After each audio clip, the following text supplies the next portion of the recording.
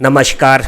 तकनीकी शिक्षा के माध्यम से महिला सशक्तिकरण के लिए समर्पित श्रीदेवी क्लासेज यूट्यूब चैनल के हेल्थ केयर सेक्शन पे एक सामयिक विषय पर आज बात करते हैं कि कोरोना काल में क्या करना चाहिए। देश भर में इन दिनों इम्यूनिटी पावर या रोग प्रतिरोधक क्षमता बढ़ाने के लिए बहस चल रही है। अलग अलग दावे किए जा रहे हैं, लेकिन अगर मेडिकल साइंस की दृष्टि से देखें तो इम्यूनिटी बूस्टर जैसा मेडिसिनल सपोर्ट कुछ नहीं होता है। हमारे शरीर में ही प्राकृतिक और स्वाभाविक रोग प्रतिरोधक क्षमता है जो बीमारियों से मुकाबला करती है और इसी को हम इम्यूनिटी पावर कहते हैं। आम लोगों में कुछ एंटीवायरल मसालों और इम्यूनिटी बूस्टर में समानता बनाने की बात चल रही है। जैसे लोग कहते हैं कि नीम और हल्दी जिनमें एंटीवायरल तत्व होते हैं वो इम्यूनिटी बूस्टर है, लेकिन देखा गया है कि कोविड के खिलाफ इनका उपचारात्मक जो पहलू है, ट्रीटमेंट में इनकी जो मदद है वो अभी साबित होना बाकी है। हल्दी और दूसरे इसी तरह के मसालों का अधिक मात्रा में सेवन शरीर की स्वाभाविक प्रक्रियाओं के लिए खतरनाक भी हो सकता है। इसलिए हमें शरीर को हमेशा जैसा ईश्वर ने बनाया है उसी प्रारूप में रखते हुए काम करना चाहिए। अगर हम अच्छी नींद, गुणकारी भोजन, नियमित रूप से व्यायाम करते हैं और तनाव से दूरी बनाकर रखते हैं तो हमें इम्यूनिटी के लिए या रोग प्रतिरोधक क्षमता के लिए किसी भी दूसरी चीज की जरूरत नहीं पड़ेगी। विशेषज्ञों और चिकित्सकों का मानना है कि किसी भी बीमारी के खिलाफ हमारे शरीर में जो रेस्पॉन्स सिस्टम बनता है बीमारी से लड़ने के लिए, जैसे मेडिकल लैंग्वेज में वो इंटरफेरेंस कहते हैं, उनका बनना कई बातों पर निर्भर करता है और इन्हीं इंटरफेरेंस के लिए हमें इम्यूनिटी पावर या रोग प्रतिरोधक क्षमता चाहिए। इंटरफेरेंस बनने में महत्वपूर्ण है प्रतिदिन 8 घंटे की भरपूर नींद, पूरा आराम, संतुलित भोजन और तनावों से दूरी। और एक और महत्वपूर्ण बात, नियमित व्यायाम, शारीरिक श्रम या कुछ फिजिकल एक्सरसाइजेस। जो शरीर का रेस्पॉन्स सिस्टम है वो इंटरफेरेंस प्रकार के जो रसायन है उन्हें रिलीज करता है और ये हमारी कोशिकाओं में जब वायरस का हमला होता है तो बाहर निकल के और वायरस को पहली स्टेज पे ही खत्म कर देती है। कहते हैं कि जब शरीर रिलैक्स मोड में होता है, नींद और आराम की स्थितियों में होता है, तब शरीर इंटरफेरेंस रिलीज करता है। इसीलिए किसी भी रोग की स्थिति में चिकित्सक आराम की सलाह देते हैं। मेडिकल भाषा में रोग प्रतिरोधक क्षमता का दूसरा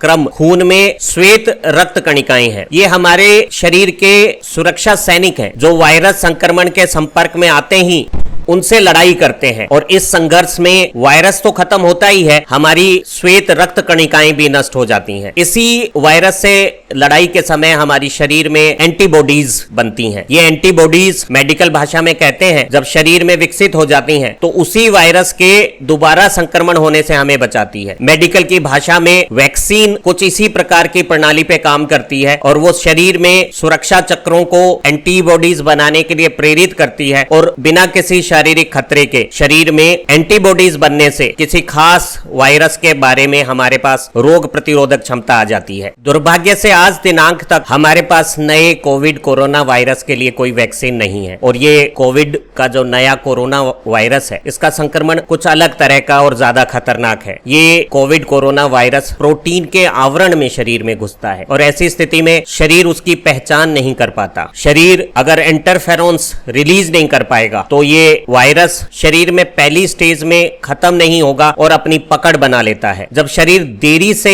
इस वायरस को पहचानता है तो वो अपना इम्यून सिस्टम कुछ ज्यादा सक्रिय कर देता है। मेडिकल की भाषा में इसे हाइपर इम्यून रिस्पॉन्स कहते हैं और ऐसी स्थिति में इम्यून सिस्टम खुद ज्यादा सक्रिय होकर शरीर के कुछ खास हिस्सों के लिए खतरनाक बन सकता है। कोविड वायरस के स्थितियों में देखा गया है कि शरीर के श्वसन संबंधी जो भाग है उन अंगों को और सांस लेने की जो सामान्य स्थितियां हैं उन पे नुकसान पहुंचता है। चिकित्सक इस प्रकार के जो कोविड के गंभीर मामले आते हैं उनमें इलाज के समय इस प्रकार की हाइपर इम्यूनिटी को दवाओं से कम करने की कोशिश करते हैं ताकि शरीर के अंगों को नुकसान ना पहुंचे और शरीर स्वाभाविक रूप से अपनी रोग प्रतिरोधक क्षमता से वायरस पर ताकत से असर बनाकर एंटीबॉडीज बना ले और रिकवर हो जाए। कोरोना वायरस एक मानव से दूसरे मानव में तेजी से संक्रमण कर रहा है। वो मुंह, नाक या आंख के माध्यम से कोरोना संक्रमित व्यक्ति से दूसरे व्यक्ति तक पहुंच रहा है। इन स्थितियों में अगर किसी व्यक्ति को कोरोना वायरस का संक्रमण हो जाए तो उसे घबराना नहीं चाहिए, बल्कि संयम और समझदारी से काम लेना चाहिए। वायरस की स्थिति में बदन में दर्द या शरीर में ताप जैसी स्थितियों की राहत के लिए चिकित्सकों की सलाह अनुसार दर्द निवारक और ताप कम करने वाली दवाइयां ली जा सकती हैं। गले में खराश एक आम शिकायत होती है और शहद या नमक पानी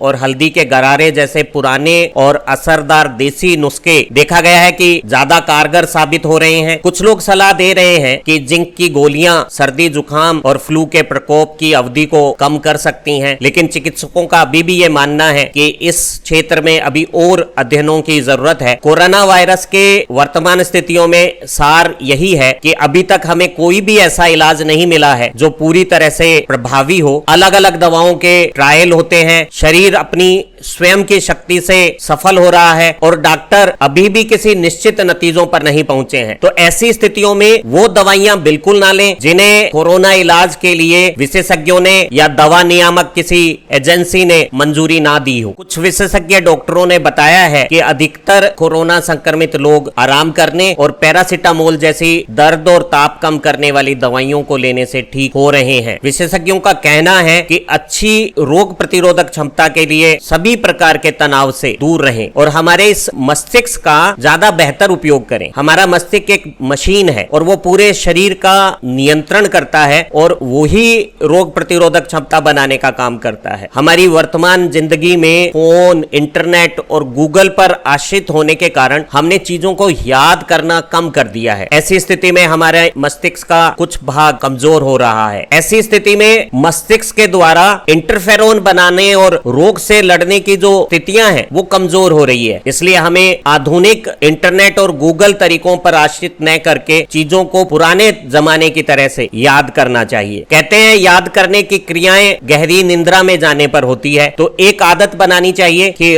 रात की नींद के अलावा दिन में भी 90 मिनट की एक झपकी लेंगे। ऐसी दिन की नींद से हमारे दैनिक कार्यों में कुशलता और दक्षता भी बढ़ेगी और शरीर में भी रोग प्रतिरोधक क्षमता बढ़ेगी। गांव में पुराने बुजुर्ग दोपहर का खाना खाने के बाद नियमित रूप से ऐसी झपकियां और नींद लेते थे और उन्हें सामान्य प्रकार के रोग कम होते थे। अगर हमारे पास दिन में कार्य व्यवस्थाओं के कारण इतना समय ना हो तो कम से कम हमें 30 मिनट जरूर सो लेना चाहिए। अच्छी रोग प्रतिरोधक क्षमता विकसित करने के लिए हमें नियमित रूप से व्यायाम करने चाहिए, शारीरिक श्रम के कार्य करने चाहिए, जिससे हमारा शरीर में रक्त संचार बढ़े और मस्तिष्क तक भी रक्त संचार ज्यादा मात्रा में पहुंचे और मस्तिष्क को अपनी क्रियाशीलता के लिए अधिक मात्रा में ऑक्सीजन और रक्त से न्यूट्रिशंट्स मिले। ऐसी स्थितियों में निश्चित रूप से हमारी रोग प्रतिरोधक क्षमता बढ़ेगी। जिन लोगों की रोग प्रतिरोधक क्षमता कमजोर होती है, जिनके शरीर में कोरोना से लड़ने की एंटीबॉडीज शक्तिशाली तरीके से कार्यरत नहीं होती हैं, उन लोगों में कोरोना वायरस संक्रमण के 5 से 7 दिन बाद कुछ अलग तरह के लक्षणों की शुरुआत होती है। शुरुआत में उन लोगों को सांस लेने में परेशानी होती है और ऐसी स्थिति में डॉक्टरी मदद अति आवश्यक है और हमें कोरोना वायरस से चिकित्सा सलाह के लिए हेल्पलाइन नंबर मालूम होने चाहिए। आपकी स्क्रीन पे दिख रहे हैं। राजस्थान के लिए ये जयपुर के STD कोड 0141 के साथ 222624 या 222500 है और हम टोल फ्री नंबर 104 या 108 पे भी स्टेट हेल्पलाइन पे ऐसी आपात स्थितियों में मदद मांग सकते हैं। हमारा नेशनल कॉल सेंटर भी हमारी मदद कर सकता है। दिल्ली के STD कोड 011 के साथ फोन नंबर है 23978046 और हम एक टोल फ्री नंबर 1075 पे भी मदद मांग सकते हैं। इस कोरोना काल में सुरक्षा हेतु कुछ हिदायतें आम हैं। हमें अनावश्यक यात्राएं नहीं करनी चाहिए। अपनी देह या शरीर को दूसरों से दूर रखना है और जो भी तयशुदा मापदंड हैं उनका पूरी तरह से ध्यान रखना है। अपनी नाक और मुंह जिसके माध्यम से वायरस का संक्रमण हो सकता है उस पर मास्क से सुरक्षा रखनी है। हाथों पर वायरस के संक्रमण के प्रभाव को हाथ